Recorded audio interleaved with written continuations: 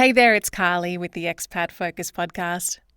If you're a member of one of the Expat Focus forums or Facebook groups, or in any international community group for that matter, you've likely seen a discussion at some point around the term expat and how it's used.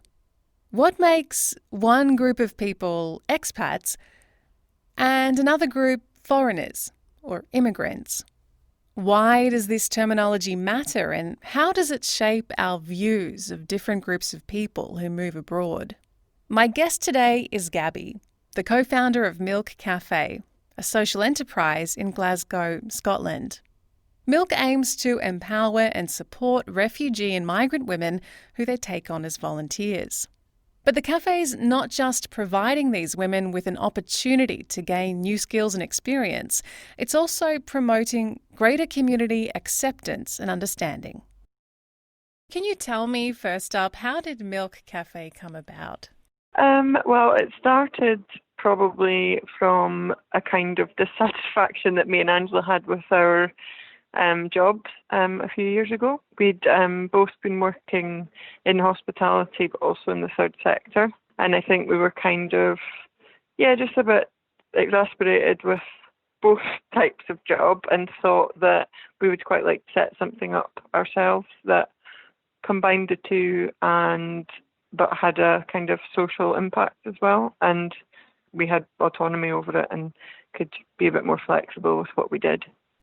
Tell me about how you've been able to bring your social justice work into Milk Cafe and incorporate it into your business model. It's actually a really good fit. So sort of cooking and making things and baking is a really nice way to kind of allow the women that we work with to do something that they feel comfortable with. It doesn't need a huge amount of language skills. It doesn't need training as such. It's something that a lot of the women that we work with have huge experience with just because of their domestic situations. So we kind of thought it was a good way to sort of ease people into their new community and into learning new skills in order for them to get jobs in the future. Can you paint a bit of a picture for me about the types of refugee and migrant women that are coming to Glasgow and where they're coming from? What's their typical situation when they arrive in their new home?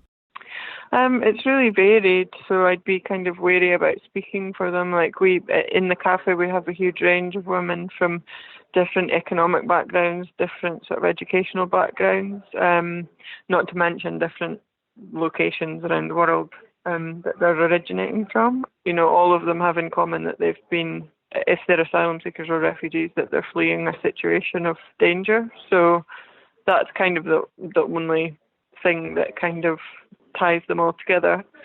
And then again, we work with migrant women as well who are here for a variety of reasons as well. Often they are leaving difficult situations in their country of origin, but also some of them are here looking for a better education for their children or looking for different jobs. And so, the reasons that people are here are different. And the type of women that we have in the cafe are different. Like some of them have, university degrees and come from professional backgrounds, and some of them have never had a job and they've been carers of some kind since they were young. Now, there's a stark difference, of course, when you consider a foreigner like myself who chose to leave my country of origin and start a new life and career abroad. What are some of the challenges faced by the women you work with that many of us take for granted?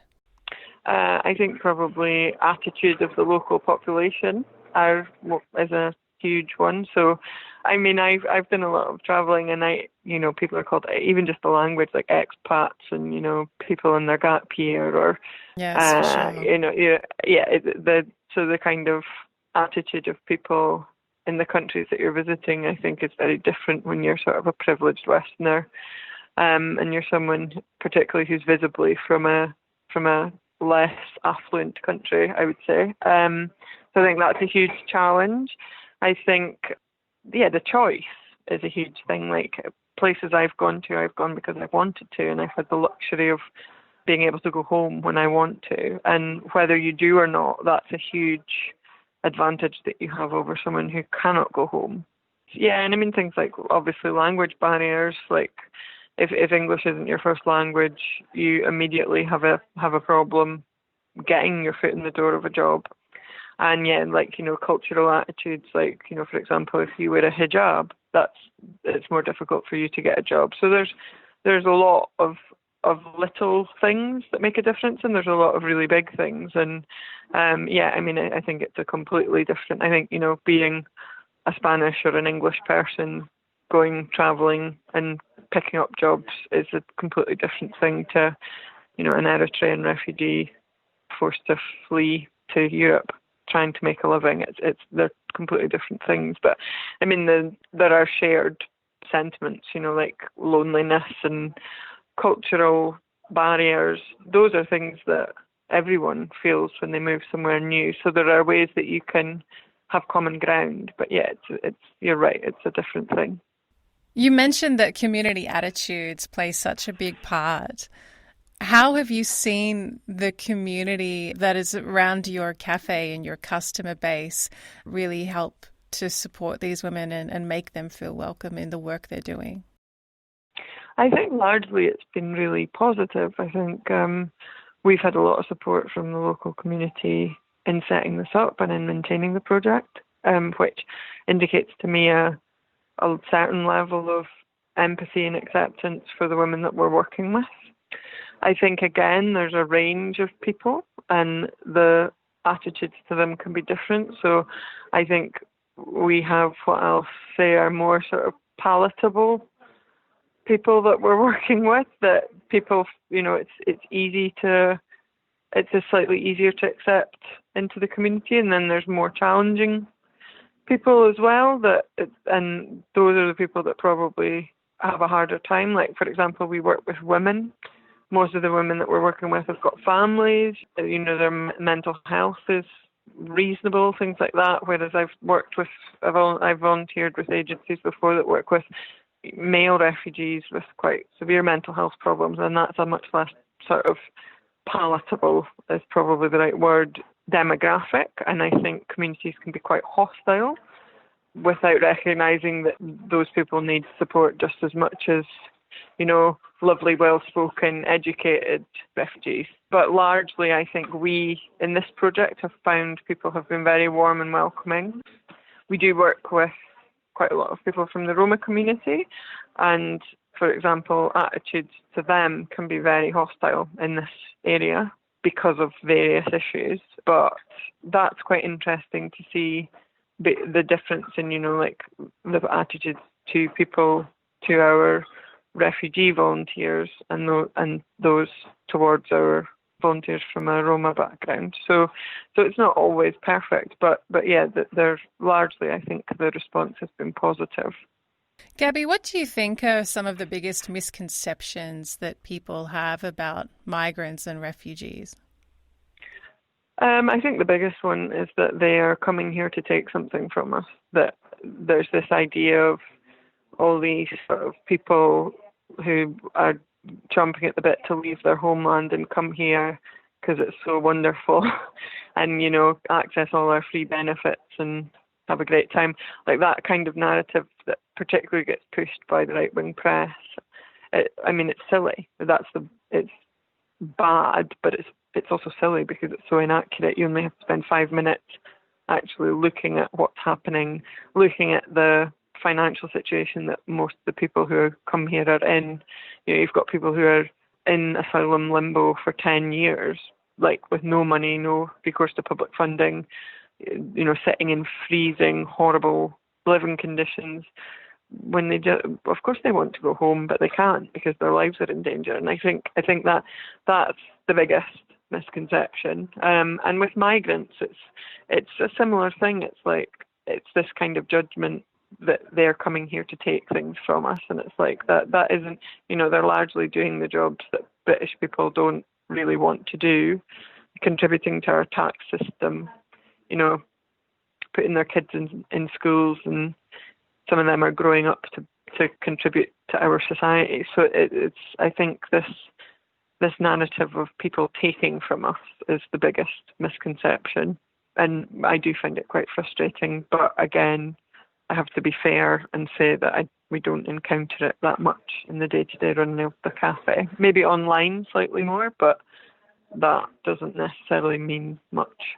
How are the women that are working at your cafe developing, and what are they learning and going on to do? Is there a graduation process, or are they just working at the cafe as long as they need?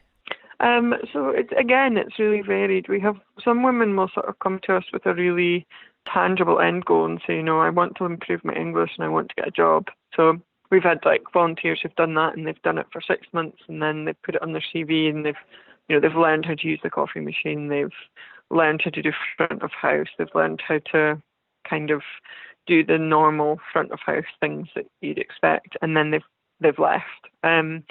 So that's a tangible process that's easy to identify. But we've also had women who, for whatever circumstance, they're not in a position where they are able to get jobs, like if they've got loads of kids, or if it's going to affect their housing situation, for example, or they're in college. So you'll get women who just want to kind of improve their English and gain confidence, and also sort of get involved in a social network, because I think isolation is a big issue for lots of people, wherever they're from, but certainly for lots of people who are coming from a different country and are sort of stuck here. It varies again from person to person. But yeah, I think definitely there are things that all of the women benefit from. For example, if English isn't their first language, I think even a couple of months here, that benefits their confidence, if not their actual language skills. Building a network, getting involved in their local community, making friends, whether that's with people that work in the cafe or other volunteers or the general public, because it's quite a nice space for that kind of relationship to form. So that's another way that I think a lot of the women benefit.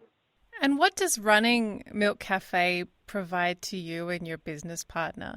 What are you getting out of it? I think we get a job that we enjoy. We set it up because we wanted to help people and be contributing something positive to our community, but we're not angels. We also wanted jobs for ourselves that were interesting, that we could kind of mould into the kind of careers that we wanted but weren't able to get at that point. Both of us, we both did English literature at uni, and then had just worked in hospitality for years and in third sector jobs, and we'd volunteered a lot, both of us, particularly within the refugee community. And I think it was just, for us, it's been wonderful. We've sort of made our dream jobs, so we get that out of it. But we also have had so many wonderful relationships come out of it, and being able to witness other relationships forming. And I think that's probably the thing that I can't speak for Angela or the volunteers, but the thing I enjoy most are the relationships that you form with people, and the kind of way that your mind has expanded by access to all these women with different stories and narratives and lives that they're able to share with you, and that's pretty special. Is there an especially satisfying moment that you can tell me about since you've been running this cafe and helping refugee and migrant women? I don't think there's just one. I think every time that someone has come to us and been really damaged and shy and isolated, and then you've seen them do something that is not reflective of that at all 5 months later, that's amazing. We had one volunteer who was quite timid and had come from quite an unpleasant relationship, and was so nervous when she started at the cafe, and her English was actually very good, but she didn't think it was, so she didn't really talk. And she stayed for about 1.5 years, and just before she moved, she held a tea ceremony. She was Eritrean, and she had a traditional Eritrean ceremony, and she was just bossing everybody about and telling jokes and just creating this really amazing warm space in the cafe. And that was lovely, because it was just so nice to see her confident. And I think we really like it when there's an exchange more. Like, I think when people first start, it can feel quite like we're like telling them what to do a lot and sort of spoon feeding them, and then it becomes glaringly apparent that most of them are far superior cooks, for example. So it's actually really nice when the table's They're turned. schooling you in the kitchen. Yeah, totally. And it's really nice when you can see them sort of going like, oh God, what are they doing? And have the confidence to sort of go, that's not good. Come on, I'm going to show you how to do that properly. Like, that's a really nice thing as well, like to feel that they're helping us as well. And that's a nice dynamic. We didn't want it to be like, loads of privileged white Western women teaching all these women how to do stuff and being in the driving seat all the time. We wanted it to be an exchange and it to feel like their cafe as well, and their project, and that they could take lead of things if they wanted to. And some of them haven't, because they're just not in a space that they can do that. But lots of them really have. We've had women who've put on pop-ups by themselves from beginning to end. We've had women who've be in and like make us sit down because we look crap and they think we're tired, and they just take over. And like, so it's not just this thing of like, oh, we are helping these women. They help us all the time, and that's why it's nice. To be always having to receive help is not a nice feeling. So to be able to come in and go, actually, do you know what, I make a way nicer pesto than you do. I'm going to show you how to do it. Or you look tired, sit down, I'm going to do this. It's a nice dynamic, and I think that's when it works best.